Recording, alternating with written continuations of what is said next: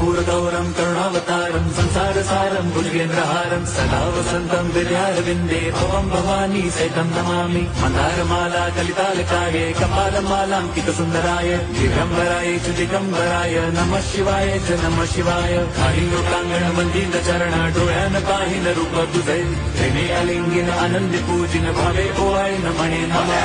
त्वमेव माता पिता त्वमेव बंधुच सखा त्वमेव विद्या द्रवणं त्वमेव सर्वं मम देवदेव। कायेन वाचा मनसेन्द्रियैर्वा बुद्ध्यात्मना वा प्रकृति स्वभावात् करोमि यद्यत् सकलं परस्मै नारायणायेति समर्पयामि। अच्युतं केशवं रामनारायणं कृष्णदामोदरं वासुदेवं हरिं श्रीधरं माधवं गोपिकावल्लभं जानकीनायकं रामचन्द्रं भजे।